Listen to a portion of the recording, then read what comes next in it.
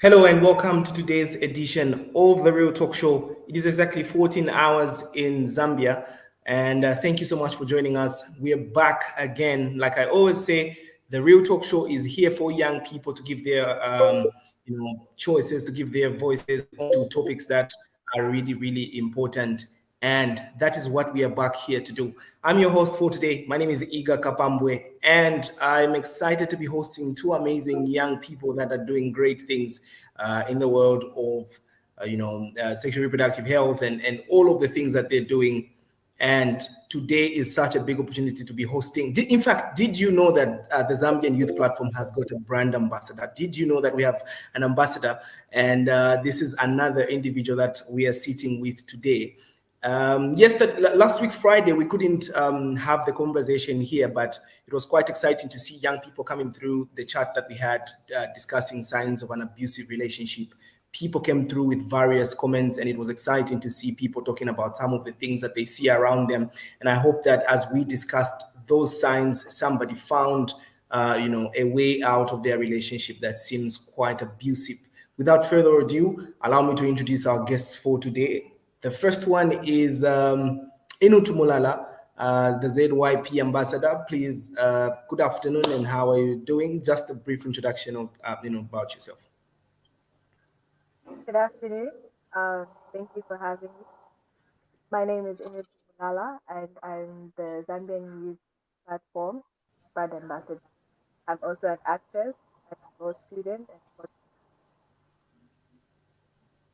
Okay, so there you have it. She's also a law student, a podcaster, and an actress. All right, thank you so much. Mr. Oswald Chisenga, who is also part of our guests today. Thank you so much for giving us this opportunity to sit with you. Please just do introduce yourself briefly. Good afternoon. My name is Oswald Chisenga. I'm a young person living with HIV. I'm an activist. I'm an advocate. And I'm coming from a Phenomenal Youth Association, which I'm representing as a young person. I see your description says country director. Thank you so much, Mr. Director, sir. Thank you very much.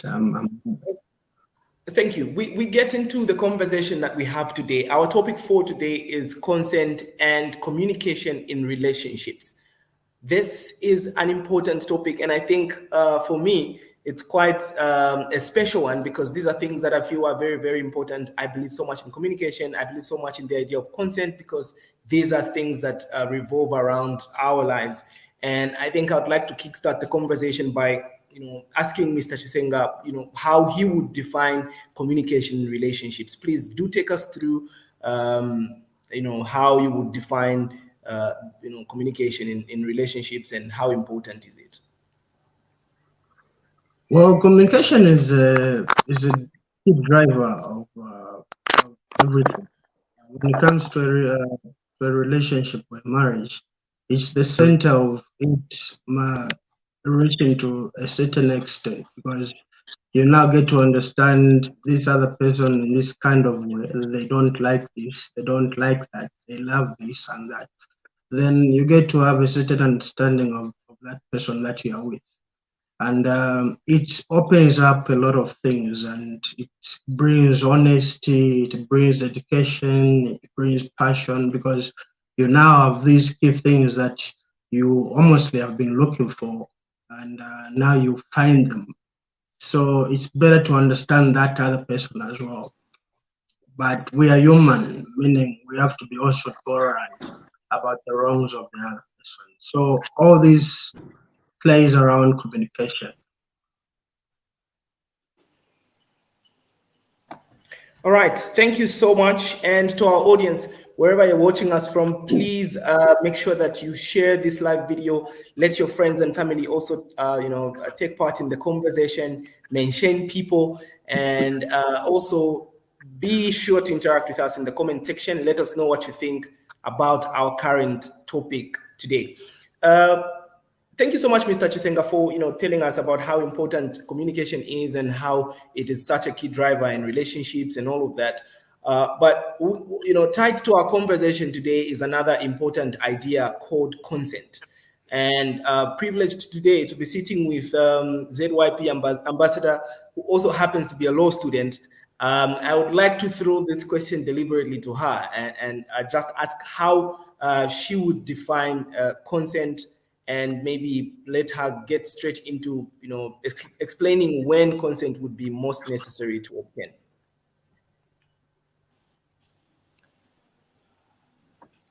Okay, so consent is obtaining permission to do something, or rather agree on something with your partner in this case.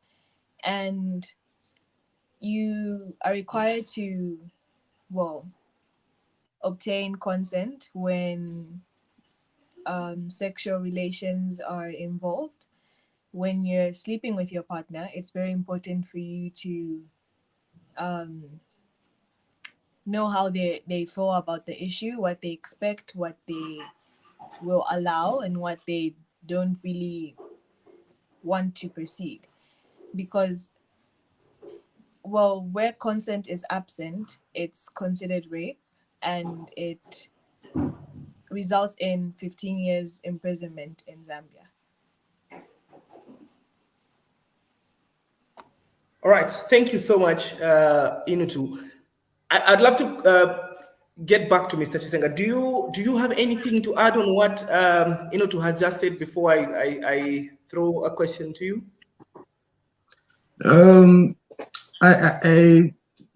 Consent. I hear Inutu mention the sexual aspect. Consent. People get to we have laws in Zambia which we get to follow, and there are cases whereby one can find that they are dating a minor, and all these things. But coming to health-wise, I understand that there are minors which cannot be attended to from certain health centers, or should I say health centers, especially if the youngster is just alone, there needs to be an adult, meaning that person is not able to make sound decisions for themselves unless an adult is present. Now, in the sexual aspect, is people agreeing, just as Zinut has said, people are agreeing that we want to indulge in this. Now, then again, there comes stories of condoms. There also needs to be a consent of that presence of protection. So I just wanted to add in on Inutu's statement.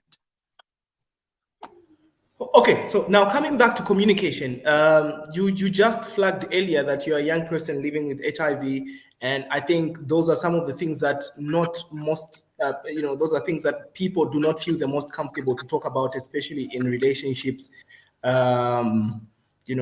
But here, our topic, we are trying to delve into. I think you've talked about how communication helps develop a relationship, helps strengthen a relationship. So if communication is as important as we are saying, what do you think hinders people from maybe, because communication goes a long way. It also looks into the fact that somebody can be able to open up about their mental health, their HIV status, and everything else that might affect the other person within the relationship. So what are some of the factors that you feel may hinder people from communicating as effectively as they should? Relating to being HIV positive? Well, yes, you could talk about it from that angle. Oh, okay. Consent is coming into a lot of things. There are many scenarios which I can give when somebody is dating somebody who is HIV positive, and they should be aware of the status of the other persons. We are all entitled to knowing the people we are dating, to knowing their status, HIV statuses. It's a must for all of us. I understand we're a generation that is so much focused and having fun and trying things, and in the process, we indulge into a lot of sexual stuff, and we are a generation which have seen that we are more scared of pregnancy than HIV. That is scary. We are looking at all these high numbers that we're having of HIV. Majority of them, it's the high people, the young people. You know, we are more scared of that, and I don't know. Maybe it's also coming in with peer pressure, and then we ask again, who are we hanging around with? If we're having so much pressure of indulging ourselves in two illicit behaviors like drugs, sex, then we lose it. Okay, thank you so much. Before I get back to you, Inutu, let's just check out some of our Facebook comments. Those of you that are watching us on Facebook, Sakala Agnes is saying this topic is very important because it will cater for both HIV prevention and unwanted pregnancies. Thank you so much for that comment. She's saying she's watching from Lusaka. Right. Thank you so much for letting us know that Lusaka is tuned in as well. Miranda Ziva is saying very interesting and relevant topic. Hansel Mutwa is saying following nicely from Mongu. Thank you so much, Mr. Mutwa, for watching. How's Mongu doing? Enoch Kalimbo is saying following from Sioma. Thank you so much for tuning in. We appreciate. And I think as Agnes has said, one of the things that would be catered for when we are talking about communication and consent is unwanted pregnancies, because there are people that have found themselves being pregnant or contracting HIV as a result of maybe somebody that had sex with them without consent. And also there are people that just failed to communicate that at that particular time they wanted to use a condom during that sexual intercourse. Just that lack of communication leads to maybe somebody contracting HIV and maybe unwanted pregnancies. But I'd like to throw this question back to you, Inutu. What is your view?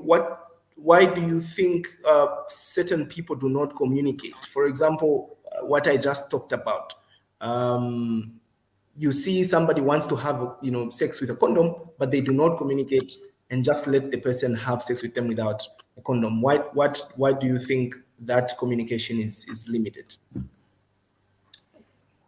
Usually, and this in this case, it's usually women that refrain from communicating that to their partner, that, oh, I want to use protection, because they fear, they don't want to make their partner feel bad, or they don't want to, they listen to social norms that say like, oh, protection is like, when you use protection, it's different from the actual experience when you don't.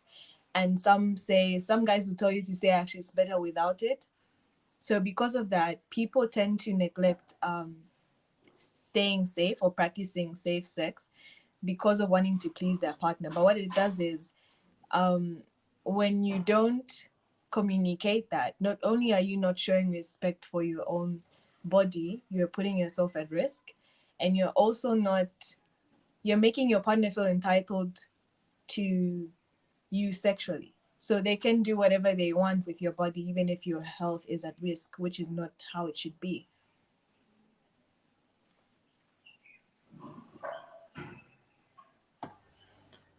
Okay, thank you so much. I think is coming out in your statements very strongly is the fact that these cultural norms are also playing a role in how people take the whole communication idea.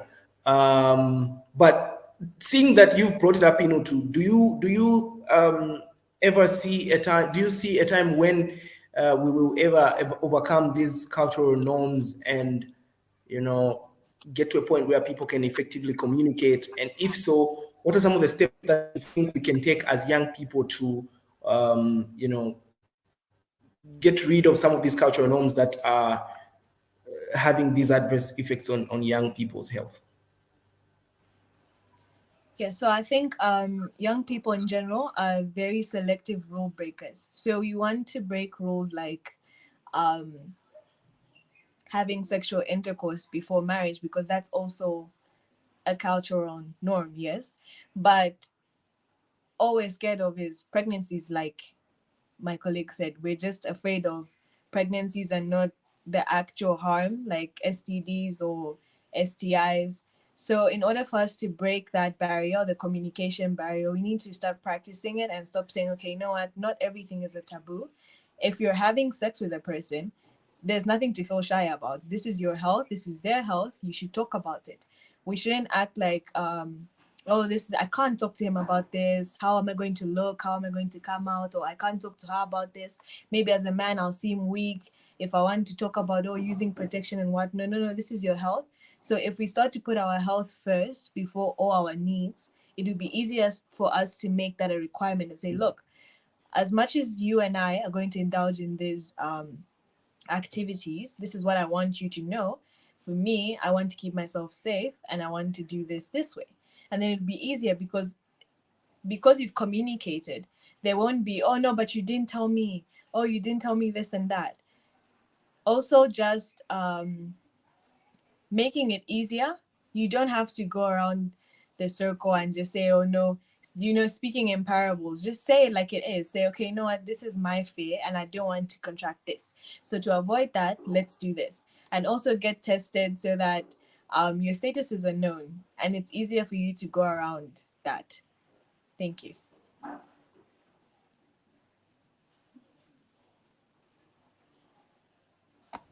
Thank you so much. Let's now get into maybe checking out some of the comments that I'm seeing quite interesting comments on our Facebook page. I'd like us to just read some of them. Walusungu is saying, I agree with Inutu. Women refrain from communication in. Looks like that comment wasn't done. Please do finish it, Walusungu. Another factor that could be Another factor could be lack of knowledge about the transmission of the virus, and so intend to just do it with their partner. All right, thank you so much, Sakala Agnesi, for staying tuned. Jennifer Piri is saying people are more scared of getting pregnant than contracting STIs and STDs these days. Thank you so much. You're actually very right.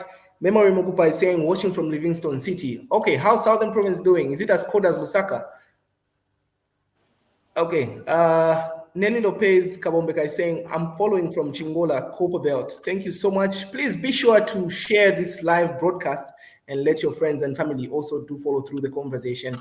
So I think Sakala Agnesi has raised a very, very important topic, and that is lack of knowledge of, on some of these issues. And how do you think this can be tackled? To before I just add my voice onto what what Agnesi has said. How do you think we can deal with the idea of lack of knowledge with regards to some of these issues like consent and communication? Well, personally, I only started to educate myself on issues like issues regarding sexual health when I invested my time in interacting with the Zambian Youth Platform. No promo. Also, I feel it's very important to just put ourselves out there and have these conversations even in our workplaces, in our environments, at school, at home. Start small, start with your friends. As much as we like to talk about things like when you're dating someone new or you're getting something or you've got a new job and whatnot, it should be as easy for us to talk about issues to deal with sexual health with our friends so that it doesn't feel like it's awkward, if that makes sense. It should feel natural to talk about these things and to just share our experiences with each other to say, okay, look, as much as I thought this isn't real, I feel like I have this, or you can even go get tested together. Just make it something that's natural, something that is normal, not that it's embarrassing to go get tested with your friends. Go find out your statuses, educate yourselves, read articles on it, watch the Zambian Youth Platform, follow us on social media. All right. Not to put you on the spot before I get to Mr. Chisenga, how effective have you been since you started learning about SRHR? I think one misconception that people usually have is, oh, the more I learn about this stuff, it's just supposed to be scary to me, but that's not how it's supposed to be. You learn so that you prevent these things from happening.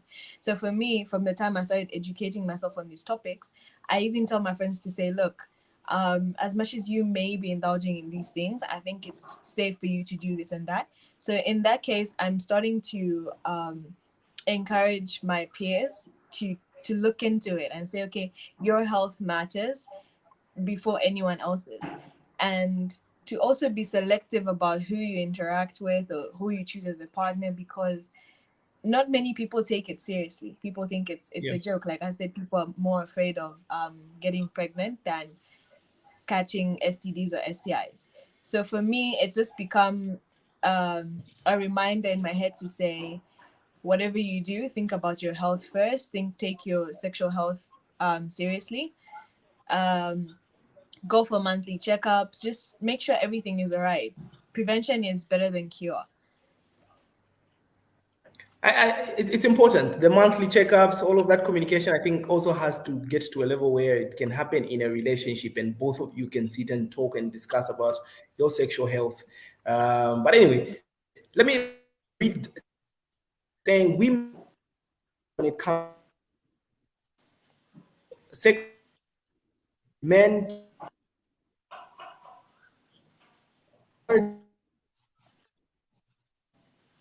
sexual selection. All right. Thank you so much, Jennifer. You can keep your comments coming through. Nelly Lopez is saying, we try by all means talking to our partner, but they feel maybe their partner is lying. I don't get the point of men with live sex in spite of the fact that you've told him. He still wants it. Okay, following from Joma, Southern Province. Thank you so much, Mark, for tuning in. Sakala Agnes is back again, and she's saying, in order to break this barrier, let's make sure we don't beat about the bush. Let's tell the youths points. For example, let's not say abstain from sex. Instead, let's tell them to use condoms, because even if we say don't do it, they will still do it, and educate them about PrEP. So let's hit the nail on the head. I think that's a very, very valid point. So many times I've heard people, strongly say, do not do sex. But the truth is, whether you like it or not, sex is out there amongst young people. So it is, as she's saying, there's PrEP, there's PEP, all of these prevention methods have come in, and that is what young people need to be educated about. Just getting back to you also, I think in the conversation, one of the things that have really stood out is the fact that women tend to be most vulnerable. And what do you think could be done about the fact that men are more dominant and they tend to be the perpetrators of, wanting to have sex without maybe consent or, live sex? What is your view on that? What could be done about men if we are to curb the issue of maybe rape and all of these other things that are surrounding sexual health and communication in relationships? I think in many areas, I would say it's just people not knowing their rights, or some women not knowing their rights, which is important to know, which is a more cry for help of what is needed to be done on the ground. A lot of women do not know their rights, and they might be abused, be verbally, physically, or even emotionally or mentally but you find that just in that same environment, which everything that bothers you becomes toxic at a certain point, and then you have to accommodate that for a certain period until the time your mind will try to act on that. But then again, in some setups, it's just some women having that mentality that you'll change. Yeah, there are men that do change, but we've also seen some men that do not change, and which is very, very sad. Coming to our generation, I feel a lot has been broken that needs a lot of mending, and it has to start from this, which is media, social media.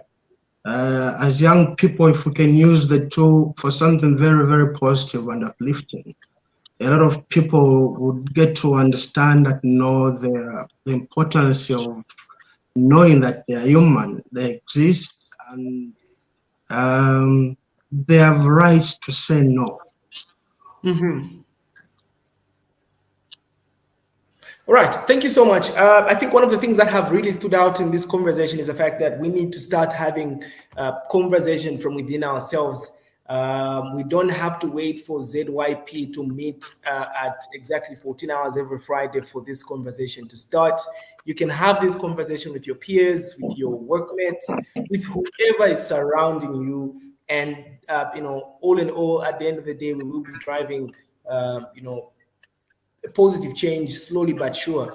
And I also talked about the fact that men. Okay, before I get to say what I have to say, let me read this comment. It says, also the fact that most women are inferior because of maybe financial stability of the guy in the relationship. If the man is the one spending and providing in the relationship, usually they feel that the girl should bring sex to the table in that relationship. They take advantage of that. Absolutely right. Muzo Ndotina, thank you so much. Nelly is back and she's saying we should also normalize testing each other and each and everyone before that sensitize the youth about the importance door to door can work. Okay, thank you so much. Thank you so much. We really appreciate your comment.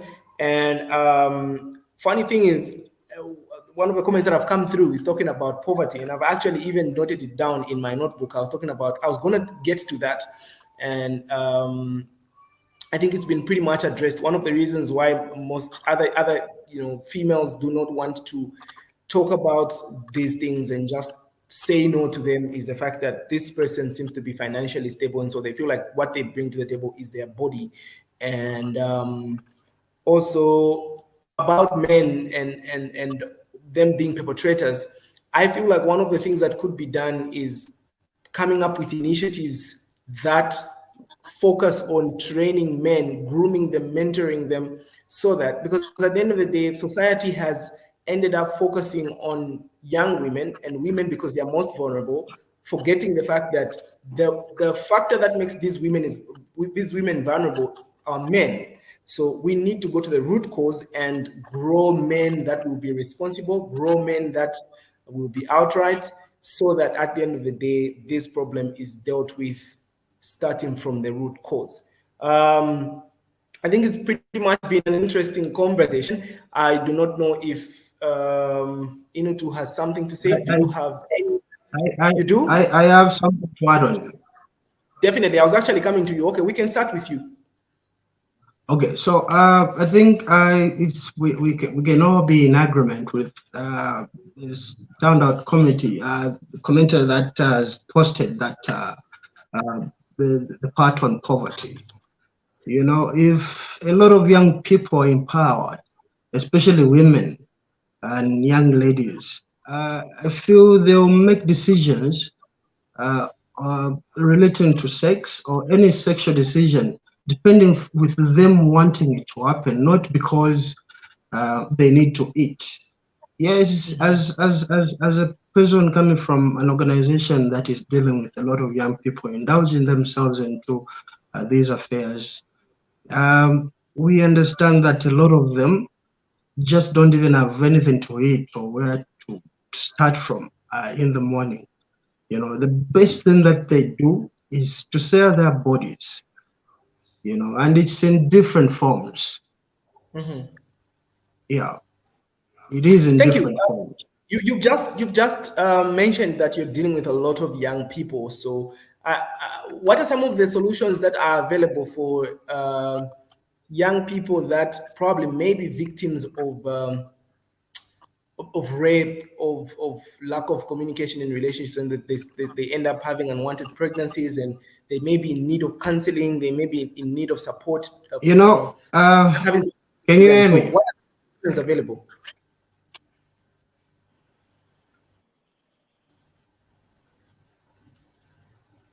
Maybe Inutu, before Mr. Chisenga comes in, you can help us with what some of the solutions that are available for the type of people that I just made reference to.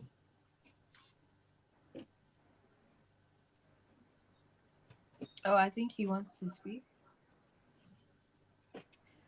Okay, so Okay. um you can reach out to there are hotlines that you can call if you've been either raped or abused sexually or taken advantage of. You can report the matter to the police. Just find someone that you really trust that can help you with the process, especially if you're underage, if you're under 18. And also, I just wanted to add that no one should make you feel entitled to having sex with them, whether you're a man, whether you're a woman, especially where finances are concerned. You don't have to give your body in return because someone's bought you food or someone's providing for you. At the end of the day, it's your body and your consent matters. Do you want to or do you not want to? You have to make an agreement. Okay, all right. Thank you so much. Mr. Chisenga, do you have anything else to add before we finish up with the comments and close the show? Well, I just feel like if there are some people watching wherever they are, and they see a lot of young people who they see potential in and are able to do something, push them to do something very creative in your community, so that at least you try creating a better man, so that he's able to encourage or empower another person in the process, because they say what goes around comes around. So if we start helping a lot of young people, especially the women, they especially I insist on the women because these are our mothers, and if they say if you educate a woman, then you educate the whole community. So if they can be sort of empowered in any ways, and uh, they'll make sound decisions for themselves, and in the process we'll reduce on new HIV infections. Then we also reduce on uh, more infections that we get to receive in health centers, that is among people living with HIV. So yeah.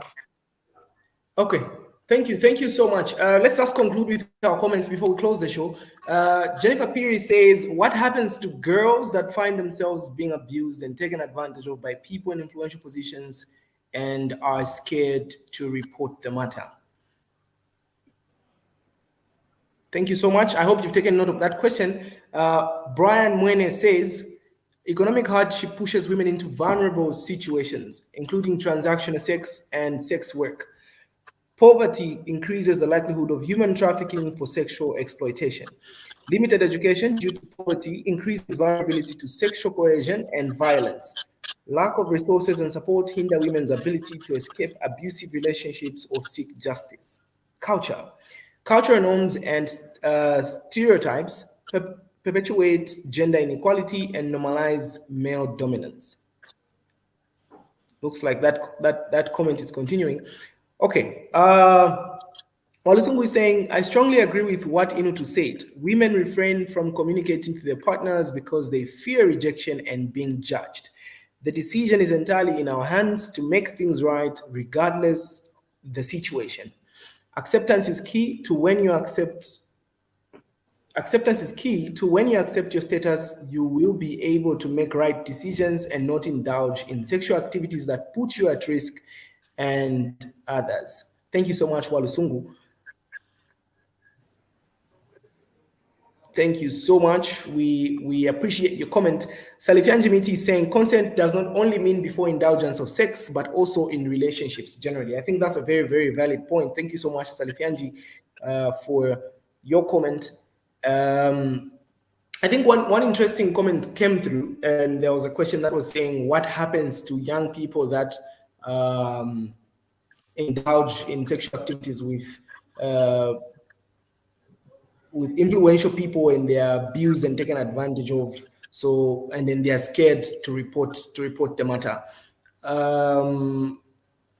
Maybe Inutu, I can start with you, because you spoke about some of the solutions. So, would you like to echo some of the things that you said in relation to the question that has been asked? Yes, so I'm assuming the person being taken advantage of is somehow young, yes, because people they tend to feel intimidated, especially by people that have higher positions. So it might be harder for this person to, put it out there to say, okay, this person has been abusing me and whatnot. And they'll even threaten you to say, I can ruin your life and I have the power to take this and give you that and whatnot. But what should be done is you reporting the matter, because no matter how much they threaten you, or no matter how bad you feel about it or how scared you might be, this person needs to be punished for what they are doing to you. So when you do report the matter, Section 138 of the Penal Code of the Laws of Zambia states that anyone that is guilty of a felony, sexual intercourse with someone that is young or a minor, will be guilty and imprisoned for 16 years. So in order for this to happen, you need to bring the case forward to say, okay, this is what this person has been doing, and it's your word against theirs. And you have a higher chance of this person losing this case, because no one is ever going to doubt someone that has been sexually abused with proof. So my advice is you should bring it out, no matter how, even if this person is, one of the highest positions in Zambia, take it to the police, in fact, ask someone to report it for you so that the police can intervene. All right, thank you so much, Inutu. I think just as an addition, one of the things that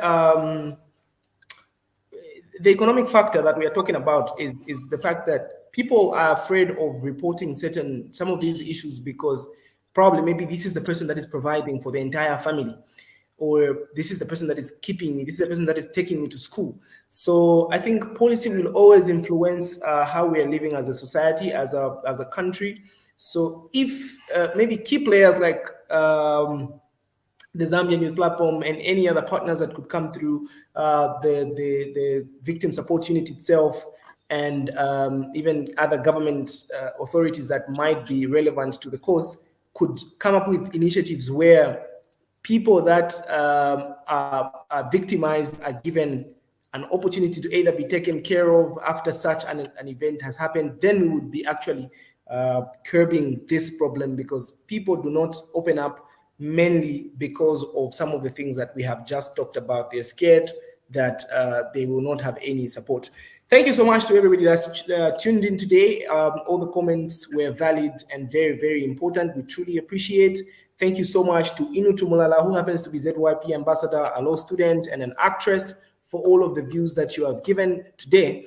And thank you so much, Mr. Oswald Chisenga, who happens to be country director of Phenomenal Youths Association, and also Shadrick Chansa, who has been our sign language interpreter. Thank you so much for your energy, and we truly appreciate you all who have been tuned in today. Until next week, Friday at exactly 14 hours, my name is Iga Kapambwe. I've been your host. Bye-bye.